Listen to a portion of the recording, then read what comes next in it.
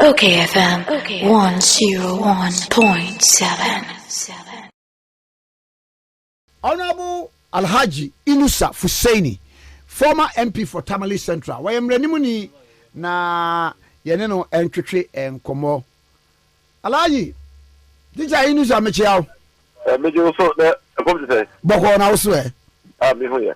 When mama fa wo free eye Cecilia Dapa issue nansen abako yenka bi shemu ebrebi special prosecutor court to say case ni kwa will discontinue yete say what the dozia akwakoma EOCO say case ni kwa a border on money laundering enti na all the necessary documents we here or they can ho afei ye baya attorney general also advise EOCO say asem no ehunhia wahwe mu bibia sa eni ho na special prosecutors do aba say there be wahwe mu ABCDA adanse e kire say ade no border money laundering nie oh na ayi special EOCO so aba onso ba ya wase o krata no kwa onso wahwe bibia nim to obo akire de akwa omo do ba because so de omo dada de akwa be ya sisi yankasa it has hit a snag na enko ba bia bi. Oh, I did the SC between special prosecutor, any EOCO, any the Attorney General's office. A symptom of a dysfunctional system. Your system is broken down. Sanity. Na nka obi ye bonia ana ye to determine whether obi ye bonia na here say state institutions among collaborative but who are there the AC and now impression say they are doing a theft war. Everybody is fighting for his theft. Now it's fighting the crime, especially corruption. You don't use theft war because when you use theft war, when you feel and the question remains: any fund that is the part on your kind of free. The question has not been answered. The new party, the say. You are clear in your mind where the past got the money from. Now, as some special prosecutor, no investigator. Or investigator, the mandate, corruption related offenses, and breach of the Procurement Act. Or say, we are investigating what is becoming manifest, clear to him, to say, I did the prior year borders of money laundering. On the money laundering, on the to me say on investigating money laundering. And on the documentary Echo Bar EOCO to investigate the money laundering. Now the problem is immediately at a special prosecutor or back to the conclusion say money laundering or the command EOCO. Media, they say assembly upon the way. Because special prosecutor MPP for country in 2016 said every say Attorney General or minister the minister, the young minister, Attorney General any appetite to prosecute, investigate, and prosecute that person. And here's another institution to called the independent, not almost friend, independent prosecutor in their manifesto, so that the independent prosecutor can prosecute ministers and appointees of government who are engaged or involved in corruption. Now, the prosecutor only document to call EOCO. EOCO is under the Attorney General's office. So you can see clearly say that we have reached the end of the road. If we say, let me be free what the EOCO will do.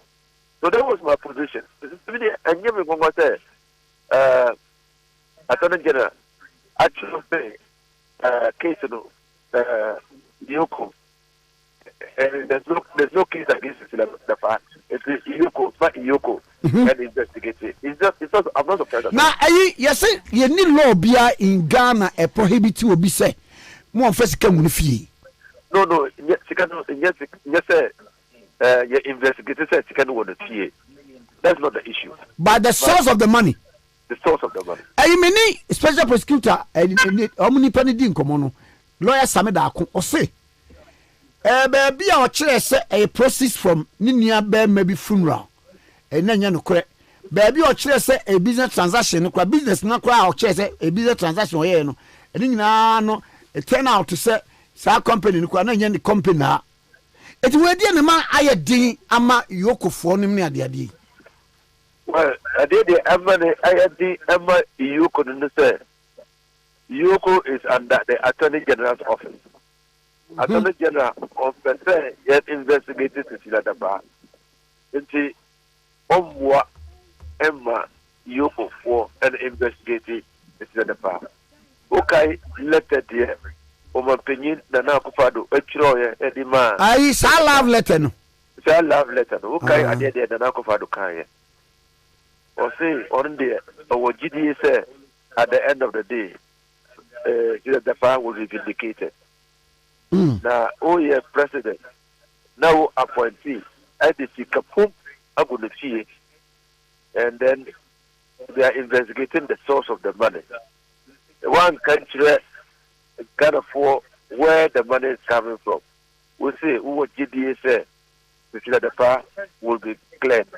So what the Attorney General has done in terms of directing EOCO not to prosecute or investigate the case, no, it's in line with the letter that was written by Nana Adodonko Akufo-Addo. Now, lawyer, what they are buying, what will Sika paying pa? Sika betimi agu baabi ama obi akoyimu $1 million. Na euros so yimu be 300,000 na nipa ni hu. Oh, me to me who say about this matter.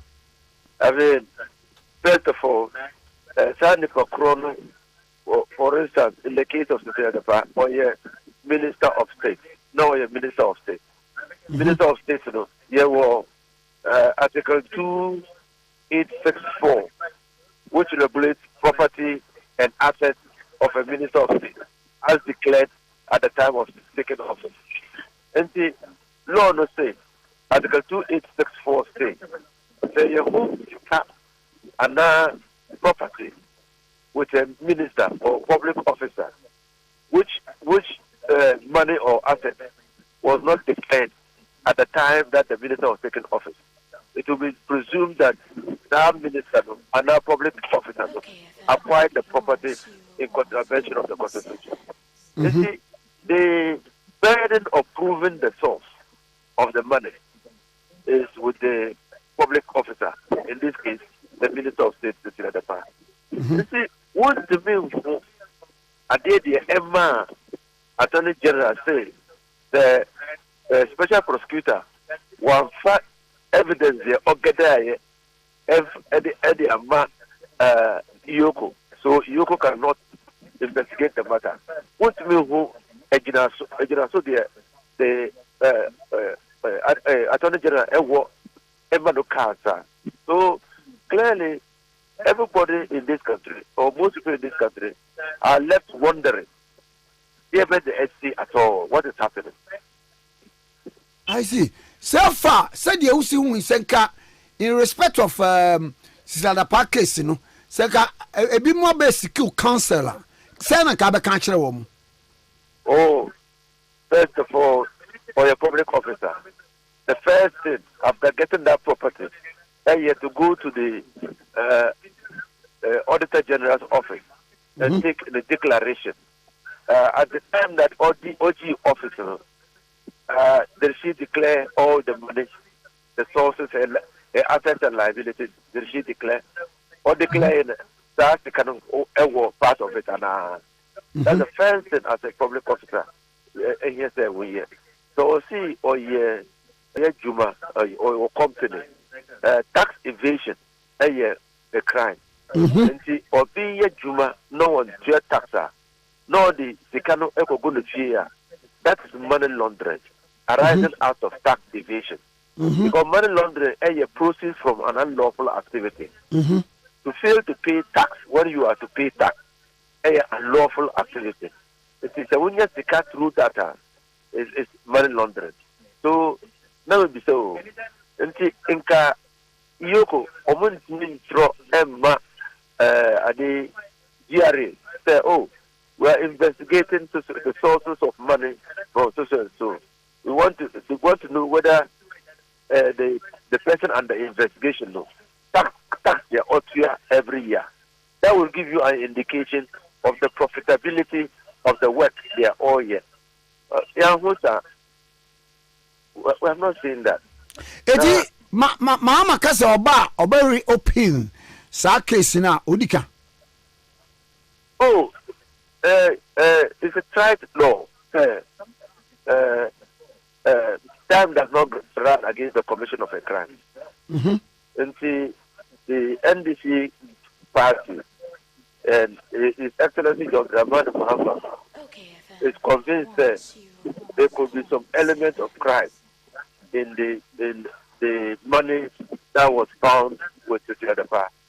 And see, it is important that the Assembly the and if MPP is not prepared to do that, the John Mahama administration will do that because Ghana is in the public interest.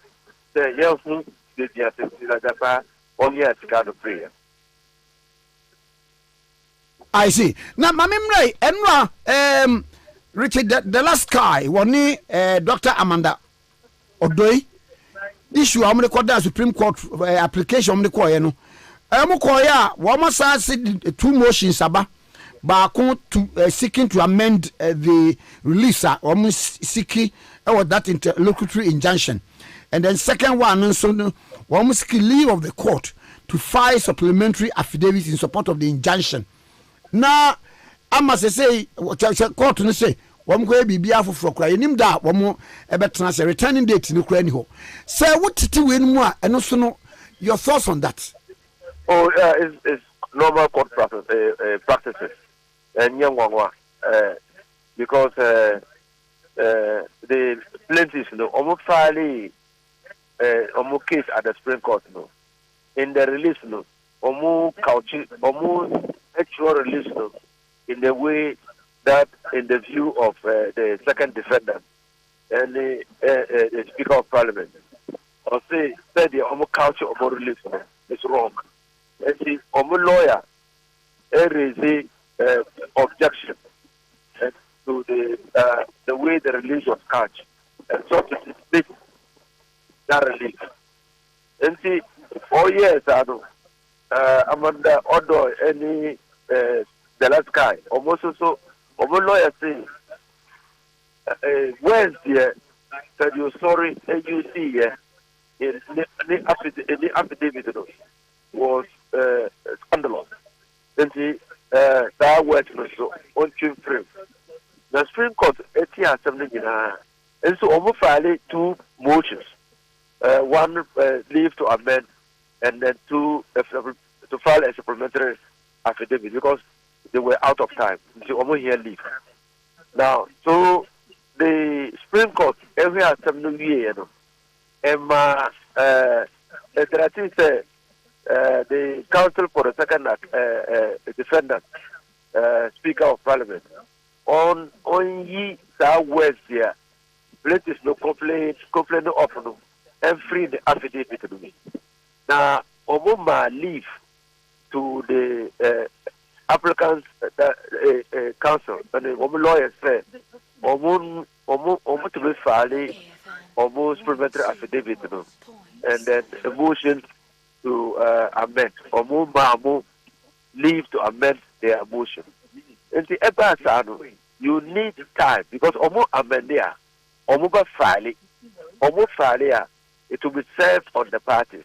They are serving on the parties. The parties have got time within which to respond to the new motion. Court no entity when all that thing will finish. When they will file, when the plaintiffs, defendants will be served or parties will be served, when they will file their affidavit in opposition, and so entering bad date, entering bad return date. Until the court no adjourn matter no still die, then indefinitely. Meaning, we can then you can then apply to fix a date for the matter to be heard. See, I mama no see. And that's it. And that's it. Me that's pa. Me bompa yes say NDC ba bema. Post be na open Attorney General. Oh, what do you mean purpose?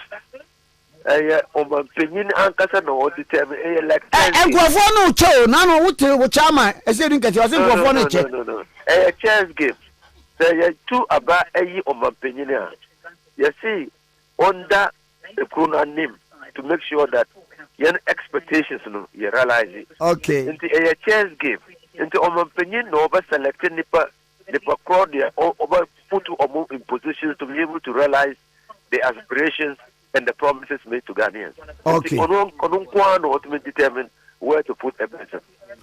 Better than obey. And that's it. Mesme da sepa Alaji Honorable Alaji Inusah Fuseini, FM teacher Fuseini, former MP for Tamale Central. Now why a Minister for Works, Lands and Natural Resources for any so AB Ewaha. OKFM 101.7.